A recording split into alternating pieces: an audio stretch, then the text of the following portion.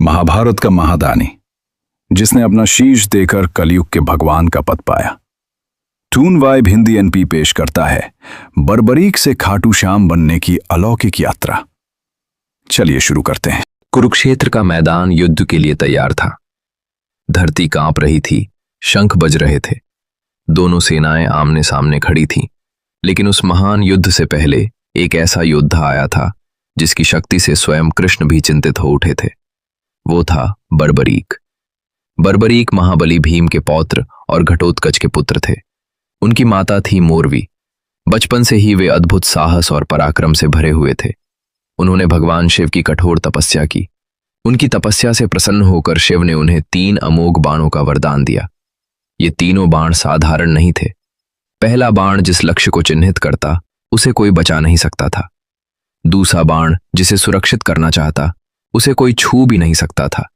और तीसरा बाण एक ही क्षण में पूरे युद्ध का अंत कर सकता था। इन 3 बाणों के कारण बर्बरीक अजेय बन चुके थे। जब महाभारत युद्ध की घोषणा हुई तब बर्बरीक ने अपनी माता से युद्ध में जाने की अनुमति मांगी। मोरवी ने कहा, जाओ पुत्र, लेकिन एक वचन दो कि तुम सदैव कमजोर पक्ष का साथ दोगे। बर्बरीक ने बिना सोचे ये वचन दे दिया। वो नहीं जानते थे कि यही वचन उनकी सबसे बड़ी परीक्षा बनेगा। कुरुक्षेत्र जाते समय मार्ग में एक ब्राह्मण ने उन्हें रोक लिया। वो ब्राह्मण कोई और नहीं, स्वयं श्री कृष्ण थे। कृष्ण ने उनसे उनकी शक्ति के बारे में पूछा। बर्बरीक ने शांत स्वर में कहा कि उनके 3 बाण ही पूरे युद्ध को समाप्त करने के लिए पर्याप्त है। कृष्ण ने उनकी परीक्षा लेने का निश्चय किया। उन्होंने एक पेड़ की ओर संकेत करके कहा कि उसके सभी पत्तों को भेद कर दिखाओ। बर्बरीक ने एक ही बाण छोड़ा। वो बाण क्षण भर में सारे पत्तों को भेदता हुआ घूम आया।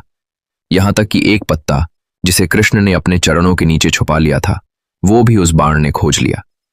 कृष्ण समझ गए कि यदि बर्बरीक युद्ध में उतरे तो वे अपने वचन के कारण बार बार पक्ष बदलेंगे।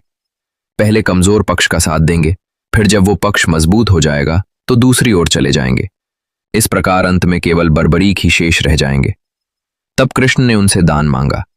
बर्बरीक ने कहा कि क्षत्रिय कभी दान से मना नहीं करता। कृष्ण ने उनका शीश मांग लिया। क्षण भर के लिए भी विचलित हुए बिना बर्बरीक ने अपना शीश दान करने की स्वीकृति दे दी। उन्होंने केवल एक इच्छा व्यक्त की कि वे पूरा युद्ध देखना चाहते हैं। कृष्ण ने उनकी इच्छा स्वीकार की और उनका शीश एक ऊंचे स्थान पर स्थापित कर दिया ताकि वे संपूर्ण महाभारत युद्ध देख सकें। 18 दिनों तक भीषण युद्ध हुआ। असंख्य योद्धा मारे गए। अंततः पांडवों की विजय हुई। युद्ध समाप्त होने के बाद पांडवों में यह चर्चा होने लगी कि विजय का श्रेय किसे दिया जाए। तब कृष्ण उन्हें बर्बरीक के शीश के पास ले गए और पूछा कि उन्होंने युद्ध में क्या देखा। बर्बरीक ने उत्तर दिया कि उन्हें केवल कृष्ण का सुदर्शन चक्र ही दिखाई दिया जो रणभूमि में घूम रहा था और अधर्म का विनाश कर रहा था। विजय का वास्तविक श्रेय केवल कृष्ण को था। ये सुनकर सभी मौन हो गए। कृष्ण बर्बरीक के त्याग से अत्यंत प्रसन्न हुए। उन्होंने वरदान दिया कि कलयुग में वे श्याम के नाम से पूजे जाएंगे।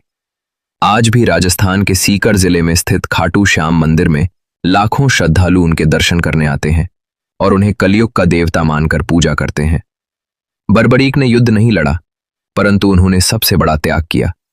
उन्होंने अपना शीश देकर धर्म की रक्षा की। वो थे 3 बाणधारी बर्बरीक, त्याग, वीरता और भक्ति के प्रतीक। जय श्री श्याम।